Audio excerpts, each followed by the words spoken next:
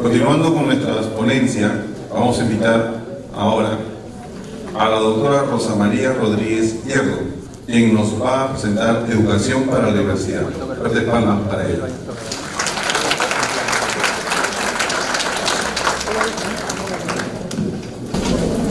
Bien, muy buenas tardes, espero que estén muy despiertos y despiertas. Yo me gusta decirles a mis estudiantes que lo normal es que creemos que cuando las personas están físicamente presentes, están también mentalmente presentes, pero esto no siempre ocurre. Entonces, bueno, yo voy a intentar hacer que además de físicamente estén mentalmente presentes. Pero antes de comenzar, me gustaría empezar agradeciendo muy de corazón la invitación para estar aquí. Es un placer y es un honor, entonces quiero agradecer muy efusivamente, ¿no? y de corazón, como digo, al Instituto CREA y también a la editorial Corefo, porque me ha traído una vez más a este país que ya va siendo parte de mi acervo, ¿no? Personal y cultural, este país que quiero, que es Perú, y que encuentro en un momento, pues, de nuevo, ¿no? Un poco confuso, pero que me hace estar agradecida por la gran suerte que tenemos de ser docentes, que además de enseñar podemos siempre aprender, ¿no? Entonces, bueno, además de dar las gracias, cuando uno está aquí arriba, no sé por qué esto no va a mi ritmo, yo voy más rápido o más lenta, digo, Dios, ¿por qué yo acepté esta invitación, ¿no? Porque los veo ahí y además de que son muchos, me dan mucho respeto. Y no solo me dan respeto porque son muchos, sino porque también todo lo que hacen, ¿no? Cada día, y los imagino que detrás de cada uno de ustedes no solamente están ahí, sino que están todos esos niños y todas esas niñas a las que están formando. No sé, 30, 40, no sé cuánto es la ratio profesor-alumno aquí, más todas sus familias y todo un entorno, ¿no? Entonces yo digo, tengo algo que enseñarles, tengo algo que compartir, pero bueno, a mí me gusta venir a pie descalzo. Para mí esta imagen es una imagen simbólica y significativa, tal vez porque estudié en la India, tuve la suerte de vivir 7 años en la India y allí estudié porque yo quería entender eso de la cultura india para ser más efectiva en mi trabajo de desarrollo y de cooperación y tal. Tenía un profesor que yo creo que ha sido uno de los mejores profesores que yo he tenido en la vida, que cada vez que llegaba al aula se descansaba ahí, dejaba sus zapatos fuera y entraba y preparaba entonces el encerado, porque no había PowerPoint, y nos daba las mejores clases del mundo, ¿no? Entonces, bueno, yo vengo un poco a corazón abierto y también a pie descalzo a compartirle algo de lo que vengo reflexionando en mi trabajo del día a día, y pensaba que realmente solo por estar aquí ya ha merecido la pena tantas horas de estudio, de trabajo, de reflexión, de escribir o intentar escribir sobre estas cuestiones que merecen la pena que dedicamos un tiempo, ¿no? Y en ese sentido también me siento muy reflejada en esta imagen. Quien se atreve a enseñar nunca debe dejar de aprender. Para ser profesores estamos continuamente aprendiendo, entonces yo también pienso que a lo largo de este día y medio que vamos a compartir conjuntamente, yo voy a ofrecerles algo de lo que tengo, pero también estoy segura que me voy a llevar muchísima inquietud, ¿no? De momento ya me llevo las ganas y la esperanza, porque ustedes están dedicando un tiempo a su formación y a este aprendizaje para enseñar mejor en parte de lo que es su tiempo libre, ¿no? Hoy es viernes por la tarde y mañana es sábado, entonces, bueno, es realmente esperanzador y un gusto, ¿no? Enseñar para aprender, aprender para enseñar y estar continuamente en este bucle, ¿no? De enseñantes, aprendices que nunca terminan. Y bueno, la agenda que les ofrezco la he estructurado así, en 4 partes. En la primera parte voy a intentar que construyamos o construirles, porque somos muchos para la interacción, a qué llamamos diversidad y cómo la diversidad en la escuela, ¿qué es esto? ¿A qué nos referimos, ¿no? Y tal vez también por qué el término diversidad está tomando cada vez más auge. En segundo lugar, voy a plantearle algunas tensiones y dilemas sobre la cuestión de la diversidad educativa, de la atención en la diversidad y para la diversidad, en y para la diversidad. Bueno, pues le voy a plantear algunas de las dicotomías y de las luchas, tensiones, conflictos y diferentes modos, ¿no?, que tenemos de enfrentar esa realidad. En tercer lugar, voy a expresarle algunas de las diversidades y cómo yo pienso que esas diversidades se reflejan en la educación actualmente.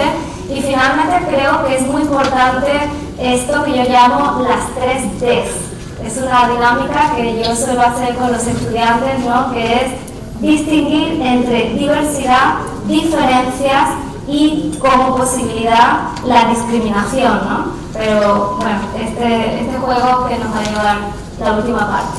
Entonces, empezando por a qué llamamos diversidad o qué entendemos por diversidades en la escuela. Eso quiere decir que la diversidad es una característica del ser humano. Todos somos humanos y por lo tanto todos somos diferentes, somos únicos. Esto, sin embargo, no siempre se representa en la escuela como una oportunidad o como digamos, como un reto, como algo valioso, sino que se representa en algunos momentos como algo, digamos, más problemático y más dificultoso. De hecho, hay muchísimas investigaciones que se aproximan al tema de las creencias, que son muy importantes, ¿no?, las creencias de los docentes respecto a la diversidad, y esta frase que queda muy bonita ahí, no siempre en la realidad sabemos que es algo tan fácil, ¿no?, de manejar y de saber trabajar con ello.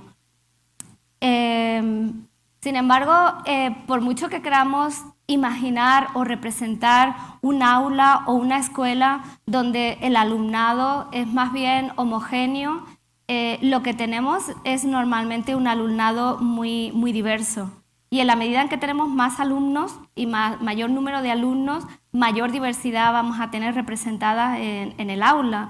Y esto es un reconocimiento que, por un lado, es un logro, sobre todo a partir del reconocimiento de los derechos humanos, ¿no?, y de la dignidad de cada ser humano, pero como digo, después a la hora de manejar y de trabajar esto que es tan bonito en la filosofía, en la parte pedagógica se convierte más en un reto que hay que bueno, en primer lugar tener conciencia de ello y aprender a celebrarlo, no solamente a reconocerlo y a valorarlo, sino llegar a poder celebrar que tenemos unas fuentes de riqueza dentro del aula que son cada uno de nuestros alumnados y de nuestros alumnos y de sus familias. Entonces, para mí el punto de partida es ese, ¿no?, que no hay dos tipos de personas, no hay unas personas que son diversas y después están las otras personas que no son diversas, no. El punto de partida es que toda persona es diversa, todas las personas somos diversas. Y tenemos además diferentes identidades que son contextuales y tenemos distintas capas de nuestro yo social, de nuestro yo personal. Entonces, esta complejidad de la persona es parte del hecho de lo que vamos a tener cuando tenemos 25 estudiantes, 30 estudiantes en un aula.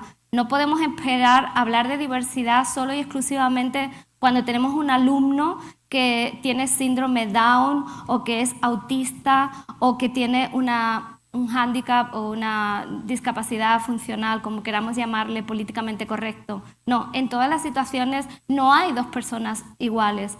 Repito, la diversidad es inherente a la persona y lo que tenemos que hacer en primer lugar es reconocerla para aceptarla, apreciarla, valorarla, trabajar con ella y finalmente celebrar que lo que tenemos son recursos, ¿no? Cada uno de nuestros estudiantes es una potencialidad si sabemos un poco tocar esa parte que solo ellos pueden aportar dentro de un contexto de aula. Bueno, una de las cosas que hacemos en la universidad o en la academia es categorizar todo, ¿no? Yo he hecho esta categorización muy simple de, digamos, las fuentes de diversidad o las diferentes fuentes de diversidades. Yo creo que básicamente hay, bueno, yo las he categorizado como diversidad interna y diversidad externa, como si las personas tuviéramos esta cara y cruz, pero bueno, solamente para entendernos, ¿no? Hay, lógicamente, una diversidad que la tenemos todos nosotros, que viene de los intereses. A todas las personas no nos interesan las mismas cosas, y eso no quiere decir que nos estemos interesados por algo, ¿no? Hay una diversidad de motivaciones unidas y vinculadas a los intereses. Aquello que nos interesa, por aquello que nos interesa estamos motivados. Cuando no nos interesan las cosas, pues la motivación baja, ¿no? Y sin embargo tenemos un currículum más bien estandarizado y un currículum que, digamos, tenemos que hacer que sea interesante y motivador para todos los estudiantes. Entonces tenemos que encontrar cuál es esa puerta de entrada de los intereses particulares y de las motivaciones específicas que cada estudiante tiene. Sabemos también que hay distintos estilos cognitivos, no todos aprendemos de la misma manera. Sí que es verdad que a medida en que más registros estén involucrados en aquello que aprendemos, es decir, que no aprendimos solamente escuchando, sino que aprendemos haciendo, aprendemos viendo también otro tipo de representaciones, no solo de una manera lineal, a través de textos lineales, que cada vez las nuevas generaciones, por otro lado, están menos acostumbradas a esta forma más lineal, escrita, de presentar la información, sino que cuando aprendemos con imágenes, con experiencias, aprendemos mejor, casi todos, ¿no? Por no decir que es un principio bastante básico. Entonces, si somos conscientes, los docentes, que en un aula tenemos distintos estilos cognitivos, vamos a hacer que nuestras actividades sean también diversas y que estemos trabajando con los distintos estilos de aprendizaje que podamos tener presente en la clase, que van a ser todos, ¿no? Hay distintas capacidades, hay distintas aptitudes, distintas actitudes, pero también tenemos los factores externos de diversidad. Venimos de distintas culturas, y cuando yo hablo de cultura en un sentido más antropológico, no me refiero solamente a procedencias, a países, a nacionalidades. No hace falta que hablemos de distintas procedencias o nacionalidades para reconocer que procedemos de distintas culturas cuando venimos de distintas regiones de un mismo país, venimos de diferentes familias, de diferente clase social, con diferentes ideologías políticas, venimos de zonas rurales y de zonas de ciudad. Hay culturas que están permeando toda nuestra forma de concebirnos y de concebir el mundo y el entorno, ¿no? Por supuesto, hay distintos idiomas, distintas etnias. Estas son más fáciles de reconocer, ¿no?, como diversas, pero repito que no tenemos que esperar a tener niños y niñas de distintas etnias o minorías culturales presentes en el aula para reconocer que hay distintas culturas, ¿no? Hay distintos niveles socioeconómicos y distintas creencias religiosas o no religiosas, ¿no? Cada vez también tendremos más papás y mamás que no están adscritos a ninguna religión, a ninguna confesión religiosa en particular, sino que tienen otro tipo de creencias y otro sistema de valores, ¿no? No necesariamente peor o mejor que el que nosotros podamos profesar, sino simplemente diferente o no reconocido con un nombre en particular, ¿no? Por lo tanto, el tipo de diversidades es múltiple, de género, de procedencia, de lengua, de minoría étnica, de capacidad o discapacidad intelectual y funcional, de entornos de ciudad y entornos más rurales, ¿no? Que entiendo además que en Perú es algo que marca una diferencia bastante importante, ¿no? por lo que conozco del país, ¿no? La diversidad es, por lo tanto, infinita y podríamos hablar de diversidad de diversidades, ¿no? O lo que también en la literatura se conoce como megadiversidades, muchas diversidades, y todas ellas presentes y conviviendo en un solo espacio. Y esto nos presenta desafíos, ¿no? Puesto que en los procesos educativos, sobre todo en los procesos educativos primarios, ¿no? o obligatorios, en las etapas obligatorias de enseñanza, las personas están en un mismo espacio conviviendo y teniendo que aprender de estos distintos modos de ser a través de los distintos estilos de aprendizaje, teniendo distintas capacidades y teniendo también distintas relaciones, ¿no? Porque hay relaciones también de poder, hay relaciones también de jerarquías dentro y de desigualdades dentro de esta diversidad, algo que veremos más adelante. Entonces, la diversidad se refiere al todo, no se refiere solo a la diversidad lingüística o a la diversidad cultural o a la diversidad de discapacidad funcional. La diversidad es todo. El aula es diversa. Nosotros también somos diversos. Como claustro de profesores somos distintos. Y esto también es parte del manejo del aprendizaje, del manejo de la diversidad que tenemos que hacer en los centros educativos, ¿no? No es una parte, la diversidad es un todo. Y creo que en ese todo es importante un poco también cambiar de una mentalidad un poco cartesiana donde ponemos esto frente a esto y más bien hablar de una diversidad integradora, de una diversidad que es posible abrazarla cuando tenemos esto y trabajamos con esto y con esto, porque esto, las dos cosas juntas o las tres cosas juntas siempre va a ser más rico, ¿no? El todo va a ser siempre más rico que las partes y cada uno de los componentes por separado. Hay un autor que a mí me gusta mucho cómo resume un poco lo que he dicho hasta ahora o he pretendido decir hasta ahora, ¿no? Que el concepto de diversidad no se refiere solo al hándicap, sino a todos los colectivos.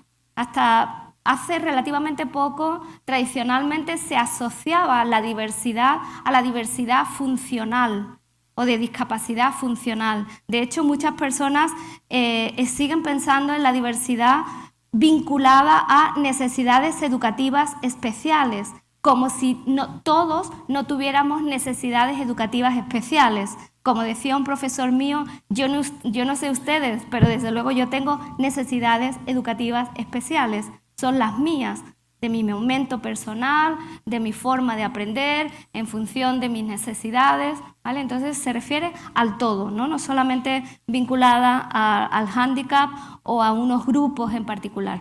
Si bien es verdad que especialmente nos referimos a diversidad cuando pensamos en los menos favorecidos de la sociedad, por una u otra causa, están situados en la frontera o fuera del sistema. A mí este tema me interesa mucho, ¿no? Pensar la escuela como un cruce de fronteras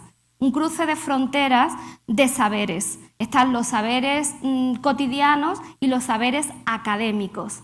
Y parece que hay esta frontera, porque los humanos parece que necesitamos ponerles vallas al campo, donde nos empeñamos que los saberes cotidianos queden fuera del espacio fronterizo de la escuela, que tiene un saber académico. Y de nuevo yo creo que el todo es mejor que las partes. Yo creo que los saberes cotidianos, que los saberes populares, que los saberes de la vida y para la vida tienen que entrar en la escuela y hacerse saberes académicos que nos ayuden a interpretar, a conocer, a mejorar y a transformar esos saberes y esas circunstancias del entorno social donde se encuentra el centro, ¿no? El colegio. Y que la diversidad, de nuevo, es lo más genuinamente natural del ser humano. Por lo tanto, si es algo genuino de las personas, no podemos hacer que nuestra pretensión como docentes sea aniquilar la diversidad, sino todo lo contrario, potenciar lo que es genuinamente humano, que es precisamente esa diversidad. Visibilizarla, reconocerla, aceptarla, trabajar con ella y celebrarla. Hacerla parte de este juego, ¿no? de lógicas que nos permiten enriquecernos con todo lo que es distinto, diverso, con la otredad, ¿no? Con todo lo que me puede aportar el otro. En estos grupos vulnerables a los que con frecuencia se refiere la literatura cuando leemos sobre diversidad, atención a la diversidad, educación educación en y para la diversidad, pueden ser algunos de estos grupos o pueden ser otros grupos, porque es algo muy contextual, ¿no? Nos podemos estar refiriendo a poblaciones rurales, como he dicho anteriormente, que... Ups, aquí quería el rojito este del láser, no sé dónde está. No, de nuevo le di al... Perdón. Es que no me aclaro cuál es el láser. Bueno, el de las poblaciones rurales, pues es uno de los grupos, ¿no?, que se ha considerado como dentro de los grupos de atención a la diversidad, pero también todas las minorías, ¿no?, las étnicas, las religiosas, niños con discapacidad, poblaciones indígenas, niños de la calle, niños soldados, las mujeres en general, ¿no?, pertenecientes a cualquiera de estos grupos, son especialmente vulnerables, pero como digo, la diversidad de diversidades, la megadiversidad, pues prestaría atención a todos ellos, ¿no?, pero siempre con la mirada en aquellos grupos que puedan ser más vulnerables como atención preferente de la misma. Bueno, en este sentido, yo creo que la escuela en este momento tiene dos opciones. La opción de ir haciéndole el juego al sistema, un sistema neoliberal que homogeneiza, o bien podemos hacer que las escuelas sean contraculturales y vayan un poco haciéndole la contra a este sentido homogeneizante, ¿no?, a través de la publicidad, a través de la economía, a través de los mercados donde se pueden mover libremente las mercancías. Sin embargo, las personas tienen dificultad para moverse. En este momento en Europa tenemos un problema importante con refugiados, pero también en otros contextos tienen problemas con desplazados, ¿no?, por temas de narcotráfico, de guerrilla, de lo que quiera que sea. Entonces, es el momento para que la escuela, desde el compromiso social que tenemos de la formación humanística, pero que también se compromete en la transformación, hagamos que las escuelas, los chicos y las chicas aprendan, ¿no?, a ser no solo resilientes, sino también agentes de transformación social, ¿no?, en un mundo que va en una dirección de consumo, hedonismo, fundamentalismos, evasión, todas estas tendencias que nada tienen que ver con el reconocimiento de la diversidad. Bueno, yendo un poco al segundo aspecto de mi presentación, ¿no?, las tensiones de la diversidad, yo las he representado de esta manera, pero básicamente se las puedo resumir de la siguiente manera. Tenemos, como nos decía la doctora Ojeda, ¿no?, los seres humanos tenemos la capacidad de, ante cualquier circunstancia, afrontarla de dos maneras, ¿no?, con optimismo o con pesimismo, con gana o con desgana. Pues igualmente en el tema de la diversidad en la educación tenemos la posibilidad de afrontar la diversidad o entender la diversidad como una posibilidad, como un desafío, como un reto, e incluso cuando hablamos y nos referimos de ella, referirnos a la diversidad como reto, como desafío y como oportunidad, o tenemos la posibilidad de referirnos a la diversidad como problema a resolver. Esto es de vital importancia porque cuando lo hacemos de la segunda manera, generalmente nos referimos a ese alumnado como alumnado con problemas. Y ustedes saben todo eso del efecto Pigmalión, de la profecía autocumplida, de cómo hacemos realidad las expectativas que volcamos en nuestros estudiantes. Si yo pienso que un estudiante puede y creo una cultura del éxito, voy a ayudar a que ese estudiante sea capaz y tenga éxito. Pero si yo le pongo la etiqueta o le ponemos la etiqueta a un estudiante como problemático, disruptor, bueno, tantas etiquetas que ponemos y además no las compartimos cuando vamos a la sala de profesores. Este curso de tercero, ten cuidado con él porque cuando te toque, menudo como son. Este alumno o esta alumna, cuidado con él, cuidado con ella porque es de esta manera o es de la otra manera. Y le ponemos una categoría que hacemos finalmente real. Tenemos esa opción o tenemos la opción de, como claustro, decir, tenemos un curso movidito, tenemos un curso interesante, chicos que plantean retos, que son inquietos, vamos a ver qué proyectos les metemos para que se motiven con el aprendizaje, para que si lo que quieren es estar inquietos porque ellos son inquietos, se inquieten, tengan curiosidad por aprender en base a problemas o en base a cuestiones no resueltas, a casos, en fin, tenemos distintas posibilidades, ¿no? Y vamos a hacer realidad aquello en lo que creamos. La educación, en la educación, las creencias son fundamentales, las creencias que tenemos sobre las posibilidades de los chicos, ¿no? Entonces tenemos esta posibilidad de afrontar la diversidad como riqueza, como posibilidad, como reto, como desafío, y dejar un poco ese discurso de la diversidad como problema. Es verdad que la diversidad no es simple, la diversidad es una cuestión compleja porque son muchas diversidades que se superponen como las capas de la cebolla, ¿no? Las mega diversidades o las diversidad de diversidades pues van todas juntas, pero también las podemos afrontar de manera compleja afrontándolas como claustro, no individualmente. Cuando enseñamos un grupo de estudiantes, el grupo de estudiantes no es solo mío. Generalmente por ese grupo de estudiantes transitamos 3, 4 o 5 docentes. Entonces creemos una estrategia compartida para dar respuesta a la diversidad de un determinado grupo, ¿no? Tenemos también otra forma de categorizar las diversidades, que son, esto es de una autora finlandesa, la diversidad visible y la diversidad invisible.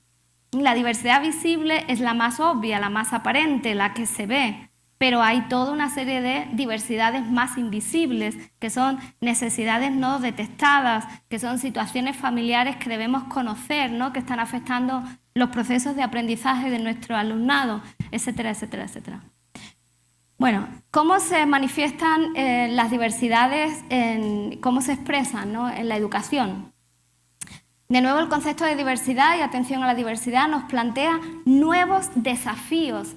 Y yo digo, de nuevo, ¿no? El tema desafíos, retos, la diversidad como en positivo. Y yo digo, qué suerte tenemos de ser trabajadores de la enseñanza, de la docencia, que no nos tenemos que enfrentar siempre y cada día con lo mismo, sino que los chicos cambian, evolucionan, tenemos una suerte tremenda si la sabemos mirar de esa forma y no como algo pesado, como una carga, como un problema.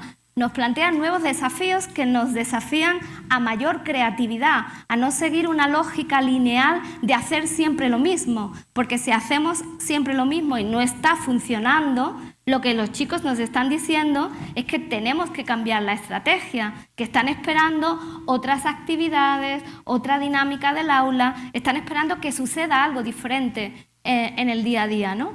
Y este nuevo desafío es lo que ella ha comentado, la manera de ver a los estudiantes. Entonces, tenemos que hacer incluso, no sé, diría yo, representaciones de, bueno, este estudiante, ¿qué etiqueta le tengo a este estudiante? ¿No? Quitar etiquetas y hacer un proceso como de limpieza, como cuando hacemos la limpieza del disco duro del ordenador y decir, vamos a empezar de nuevo. Tenemos que darle posibilidades a los estudiantes, ¿no? Y nuevos retos. Si algo no está funcionando, ser suficientemente creativos para buscar otro camino. No vayamos por el mismo camino porque nos estamos estrellando nosotros mismos y entramos al aula sin ganas, desmotivados. Bueno, si algo no funcionó, vamos a buscar plan B, ¿no? Y vamos a buscarlo colaborativamente. Los docentes somos una comunidad creativa, muy creativa.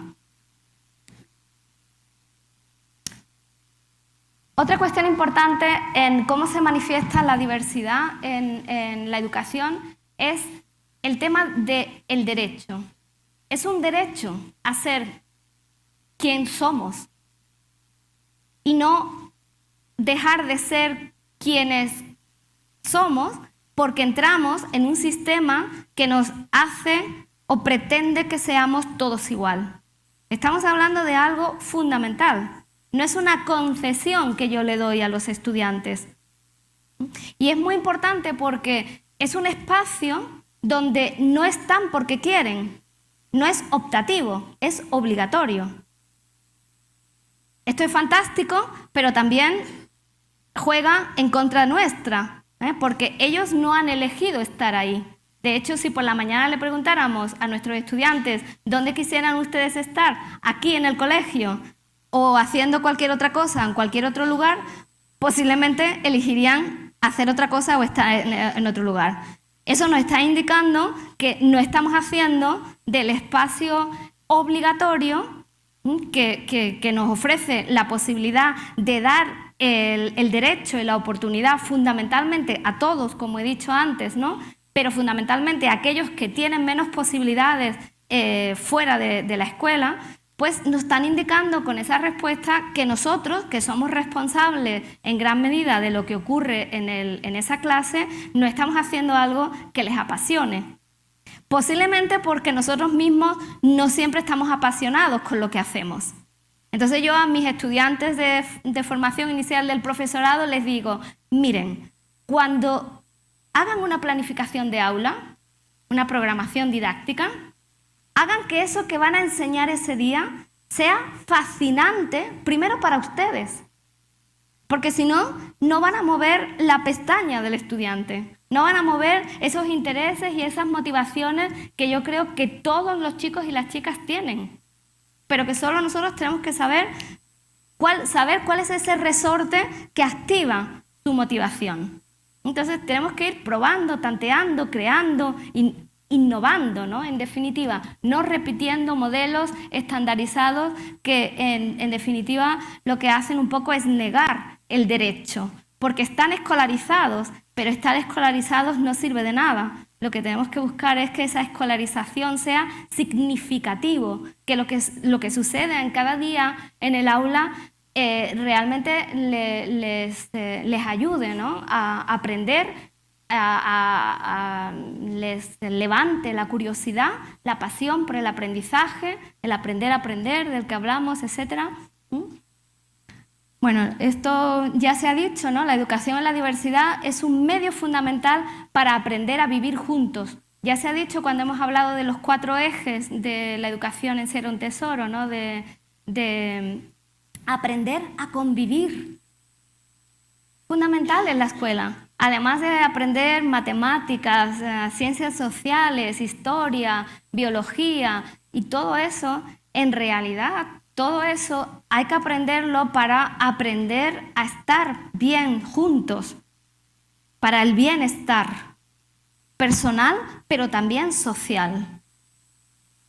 Y esto es fundamental para un país, para todos los países, pero para un país que quiera construir una democracia sólida. Que los chicos en la escuela, no para el futuro, sino que en la escuela aprendan a convivir. ¿Cómo se aprende a convivir? Participando, tomando decisiones. No solamente estando allí como en un espacio donde tienen que estar sí o sí, sino haciendo que en ese espacio se den las condiciones un poco que queremos crear luego a un nivel mayor, a un nivel más social, que son condiciones de participación, de toma de decisiones, de propuestas. Entonces yo les pregunto, y yo me pregunto a mí también, ¿cuánto espacio le dejamos a los chicos para que decidan proyectos? O los proyectos que trabajamos con ellos siempre son los proyectos que nosotros pensamos que les viene bien. Los chicos tienen ideas, tienen propuestas. Al menos de vez en cuando dejemos un espacio, un margen de libertad para que aprendan a decidir, a tomar decisiones. Y tal vez más importante que aquel proyecto que se decida finalmente será ese proceso de diálogo para decidir cuál de los varios proyectos que se puedan proponer en el aula va a ser el que finalmente, o van a ser los que finalmente vamos a trabajar. ¿Y por qué vamos a trabajar este en lugar de este? Toda esa capacidad dialógica, de razonamiento, de defensa de la propia opinión, del pensamiento propio, de la propia propuesta, pero de manera dialógica, ¿no? Respetando al otro y con razones, etcétera, va a ser tan interesante como los propios proyectos de asignaturas o vinculados a varias asignaturas que puedan suceder finalmente en el aula, ¿no?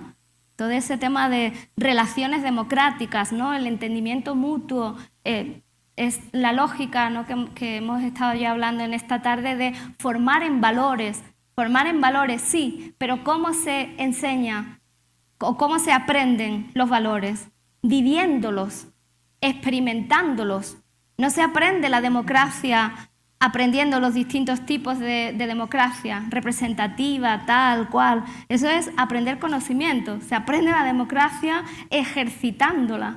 Y no la van a aprender después, la van a aprender ya en el colegio, creando estructuras de participación donde ellos puedan tomar ciertas decisiones acompañadas, ilustradas por adultos, como queramos, pero dándole participación a ellos, ¿no? Y haciendo que tengan un lugar. El valor de la heterogeneidad. Bueno, voy a ir un poco más rápida porque quiero que quede espacio para el diálogo, que creo que será lo más interesante, ¿no? Y tal vez ustedes ya estén un poco cansados.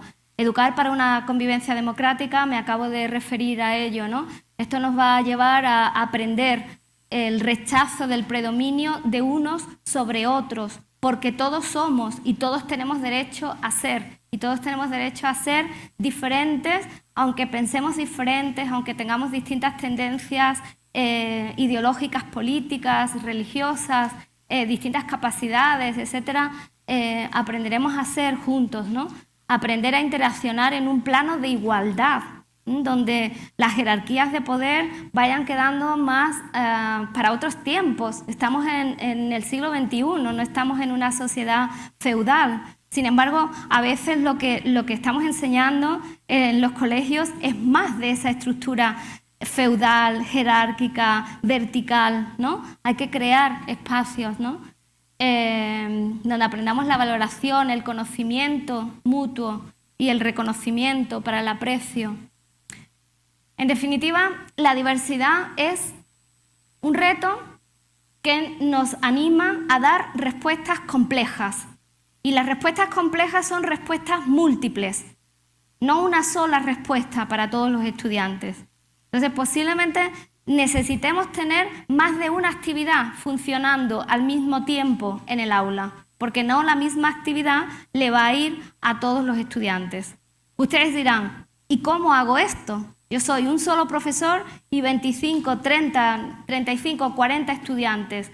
Impliquemos a más personas en la enseñanza, impliquemos a más personas. Hay comunidades de aprendizaje, hay voluntarios, voluntarias, hay madres, padres, hay practicums, estudiantes que están haciendo su capacitación y que pueden ser, están haciendo el practicum con nosotros, están en nuestra aula, y entonces no seremos un único adulto referente para tener actividades interactivas múltiples en un mismo espacio, dando variedad de respuestas, ¿no? Variedad de respuestas es variedad de programas, variedad de proyectos, variedad de no solo una actividad. No puede ser café para todos. Si estamos haciendo café para todos, no estamos atendiendo a la diversidad la mayor parte del tiempo. Demos opciones, ¿no? Para que los chicos puedan elegir, y a lo mejor al final hacen todas las actividades, pero en distintos momentos, ¿no? Rotando. Si se brinda la enseñanza a alumnos cuyas posibilidades de aprendizaje son desiguales, solo es posible que se mantengan las diferencias entre ellos y acaso aumenten. Creo que esta frase es crítica y nos interpela. Si realmente estamos haciendo que la escuela sea un espacio de posibilidad, o estamos haciendo que la escuela sea un espacio de reproducción de las desigualdades. Bourdieu, Passerón y todos los sociólogos críticos, ¿no?, con respecto a la escuela. Entonces, nosotros que somos educadores, yo creo que la escuela puede ser el lugar, el espacio donde, lejos de construirse las diferencias, prepare a ciudadanos más capaces para hacer unas sociedades más equitativas, más igualitarias, con menos estructuras de poder y con menos diferencias. Pero para eso tenemos que tener no solamente escuelas, sino buenas escuelas, con calidad de enseñanza.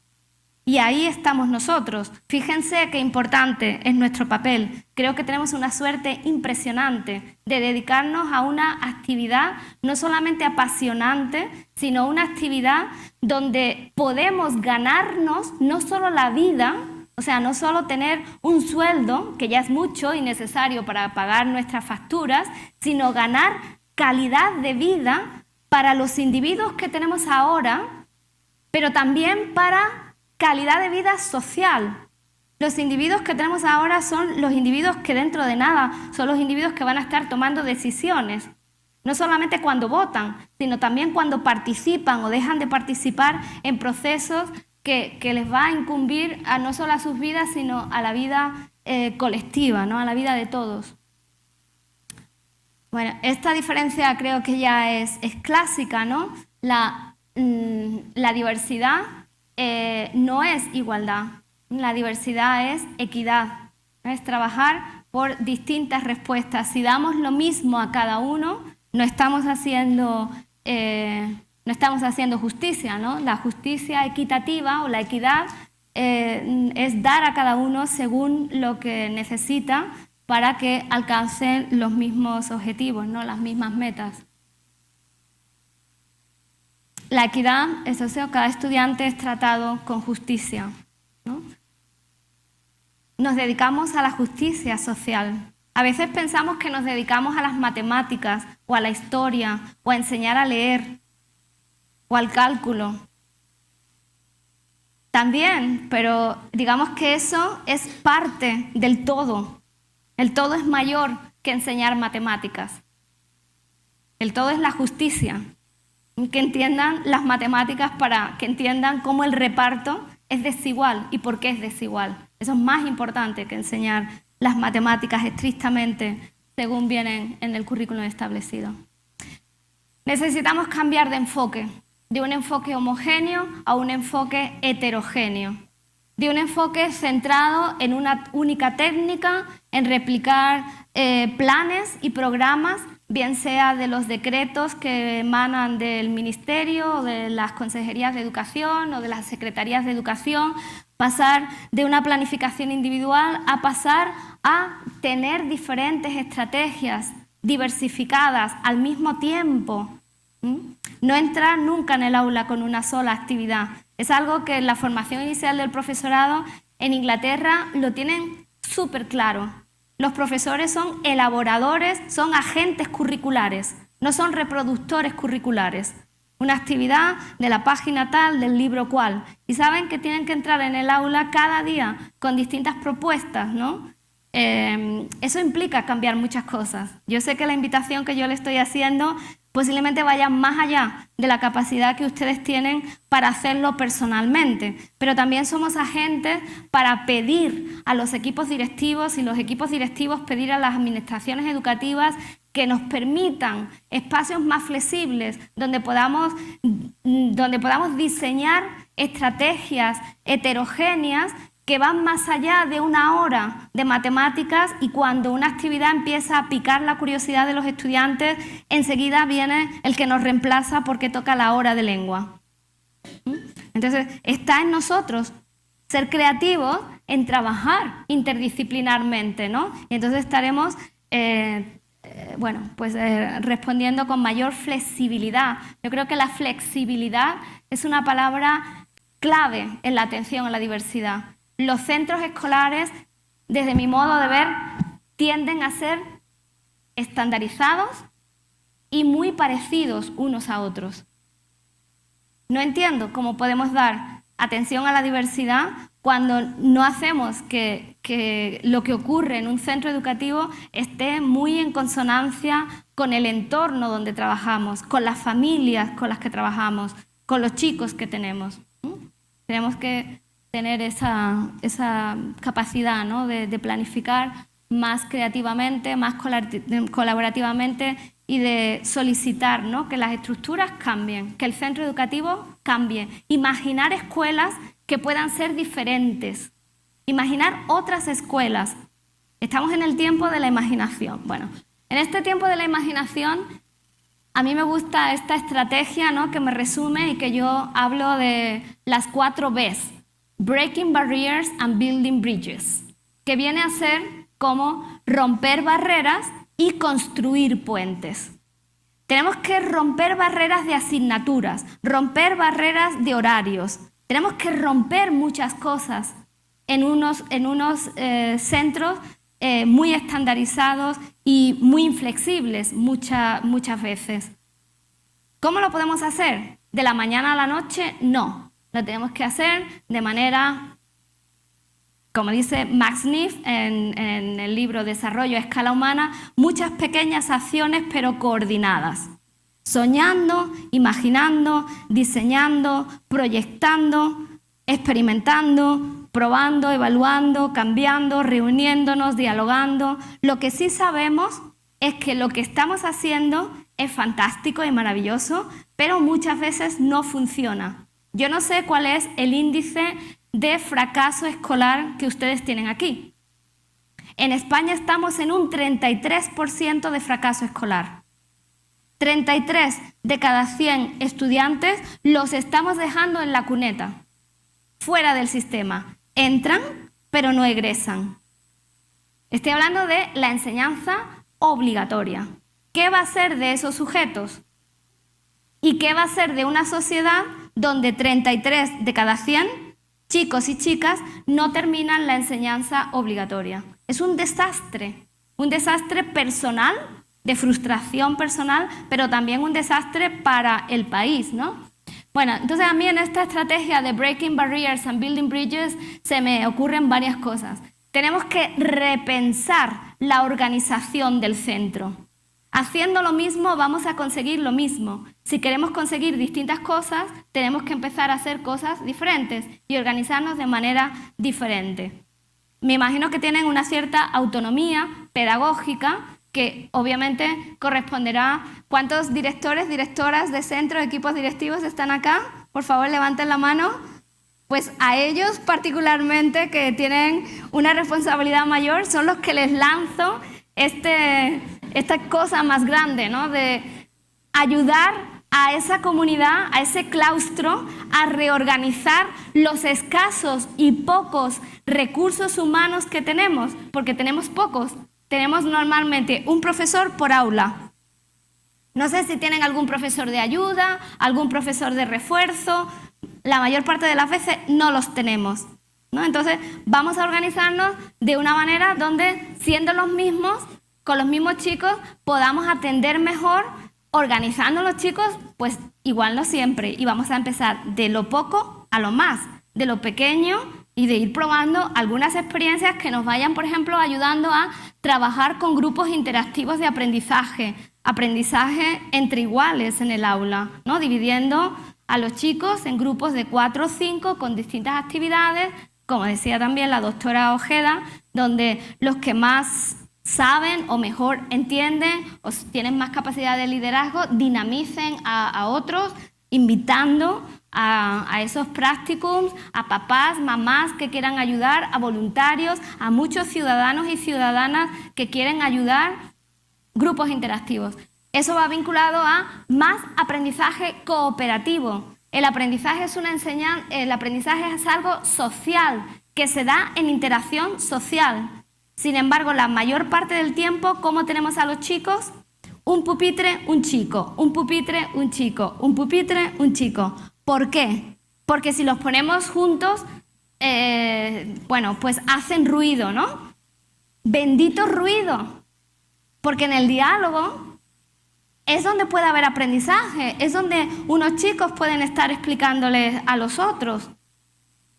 Todo depende de qué tipo de ruido sea, ¿no? Obviamente. Pero bueno, agrupaciones flexibles, más heterogéneas, usar las TIC creativamente. No sé cómo andan aquí de ordenadores o de otros, o de banda ancha en los centros educativos. En España tuvimos un programa de un ordenador por niño. Entonces, en cada comunidad, en casi todas las comunidades autónomas, excepto en un par de ellas, le dieron a todos los niños de 4º o 5º de primaria un pequeño ordenador, laptop per child, ¿no? El programa que está también en Uruguay, en otros tal. yo vi a los maestros haciendo lo mismo. Entonces, no vale de nada tener un ordenador y una mochila digital y tener banda ancha en el colegio. Y vi a maestros que hacían cosas fascinantes, pero porque ya las hacían antes. Seguramente ya las hacían antes. Y ahora lo que hace las TIC es hacer de palanca para que eso que ya hacían, trabajo por proyectos, trabajo colaborativo, trabajo donde los chicos estaban fascinados, qué sé yo, trabajando en cosas que decía, yo me quiero quedar aquí, que esto mola, ¿no? Como dicen los chicos jóvenes en España, esto está, aquí hay aprendizaje, aquí yo estoy aprendiendo, hasta yo estoy aprendiendo, hasta el profesor estaba aprendiendo, porque eran cosas nuevas, ¿no? Los chicos estaban motivados, estaban enganchados. Pero eso no lo hacían las TIC, lo hacía el profesor y la pedagogía que creaba en torno a las TIC. Entonces las TIC no son la solución, pero si las tenemos, usémoslas creativamente para nuestro propósito, qué es lo que queremos con y de las TIC, ¿no? Y utilizando múltiples medios de expresión y lenguajes, ¿no? Hoy los chicos están en el lenguaje de la imagen, en el lenguaje de la música. Entonces no es que tengamos que renunciar a la escritura. Obviamente en el colegio hay que aprender a leer y a escribir y leer bien. Pero tal vez el medio de aproximación para la lectura y la escritura sean otros, son otros hoy en día, ¿no? Porque fuera de la escuela muchos chicos ya utilizan otros lenguajes, leen blogs, leen informaciones que les interesan, escriben proactivamente en blogs. Entonces, utilicemos esos nuevos formatos si tenemos esas posibilidades y si no, pues hagamos que posible tenerlas, ¿no? Porque conozco muchos centros públicos sin recursos donde el profesorado se ha movilizado para tener apoyo de medios que no tenían. En definitiva, si un niño no puede aprender, la forma en que le enseñamos, tal vez podamos enseñar según la forma en que se aprende. Diversidad. Atención para la diversidad. ¿Adaptamos el colegio a los niños o hacemos que los niños se adapten a la escuela? ¿Qué hacemos? De nuevo el dilema. Para mí lo más sensato es saber qué escuela tenemos, queremos y necesitamos para qué tipo de sociedad y en función de ese proyecto pedagógico, social, político, adaptar la escuela a los niños y no viceversa. Porque si intentamos meter un cuadrado en un círculo, no va a caber. Y lo que vamos a intentar es recortar los bordes del cuadrado. Y recortar es recortar la singularidad humana, la capacidad de pensamiento, la capacidad de creatividad, la capacidad de eso que llamamos competencias, ¿no? Y que se nos llena la boca cuando hablamos de competencias, pero que después en el aula a veces lo perdemos de vista. Diversidad es calidad. Sí, pero ¿qué calidad?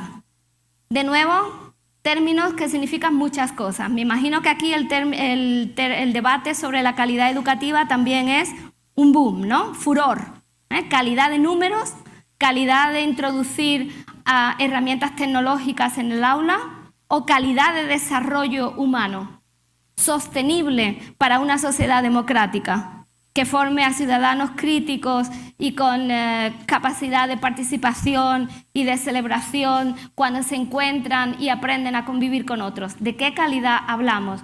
Para mí, cuando me refiero a la calidad, me refiero a la calidad inclusiva, a la excelencia inclusiva, ¿no? Que pone conjuntamente y en el mismo nivel las competencias académicas de alto nivel, porque tenemos que preparar a ciudadanos bien cualificados, pero también a ciudadanos con un fuerte compromiso social inclusivo. Bueno, y por último, creo que me estoy excediendo un poco del tiempo, discúlpenme, ya voy muy rápida, lo que yo llamo las 3Ds, ¿no? Diversidad, diferencia y desigualdad. ¿Qué diferencia hay? En definitiva, es qué valor le damos a las diferencias y si asociamos diferencias con deficiencias o diferencias con déficit. Todo va de Ds, ¿ok? No olvide que estamos en las Ds. Entonces, la diversidad es un hecho. De hecho, hemos dicho que la diversidad es algo intrínsecamente humano, es de facto, ¿no? Sin embargo, la diferencia es una representación cognitiva. Estamos ya hablando de algo subjetivo. Es una elaboración subjetiva en la que categorizamos y en función de las categorías que establecemos de esa diversidad de hecho, establecemos categorías de rechazo o de inclusión. Y la desigualdad es cuando entramos a hacer juicios valorativos, mejor, peor, alto, bajo, bueno o malo, de mayor valor, y entonces hacemos que esas diferencias estén categorizadas, no solo categorizadas, sino jerarquizadas. Hay arriba y hay abajo, por lo tanto hay estructuras de poder. Estamos haciendo representaciones asociándolas a valoraciones de esto es bueno y esto es malo. Esto es mejor que su contrario y no elaboraciones del tipo esto y esto. Es que están esto y esto. Pues hagamos las dos cosas que formen parte del proceso. La discriminación es ya la acción que se ejerce en base a la desigualdad. Entonces, la desigualdad es construida. Es una construcción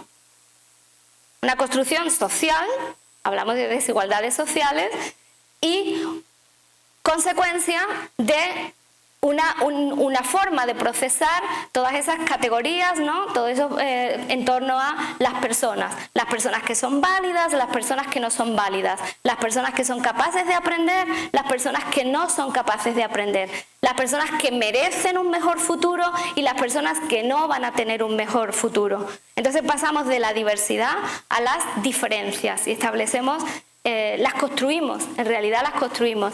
Igual que las construimos, yo que soy una optimista pedagógica, las podemos deconstruir. Y yo creo que en gran medida el papel que tiene la escuela es de construir o ayudar en la deconstrucción de esas desigualdades, ¿no?, existentes.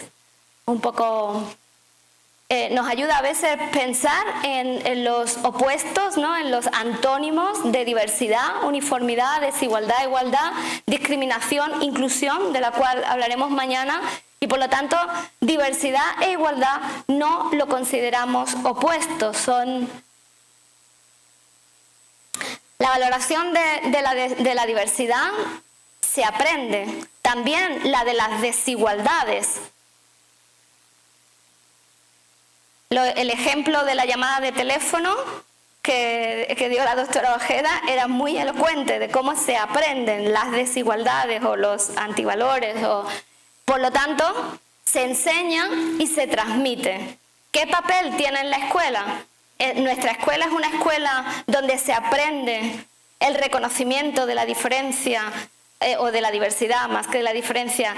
Es una escuela donde se valora la diversidad, donde se aprecia, donde se acoge la diversidad, o de mil y muchas maneras a través del currículum oculto los chicos están aprendiendo que hay diversidad de cursos, el curso A, el curso B, el curso C, los alumnos A, los alumnos B, los alumnos C, porque si están aprendiendo esa jerarquización es la que van a llevar después a la sociedad, la que van a llevar después a sus vidas y la que van a traspolar después en todos los procesos sociales donde se desenvuelvan. Y eso no tiene que ver nada o muy poco con los procesos de construcción de la democracia.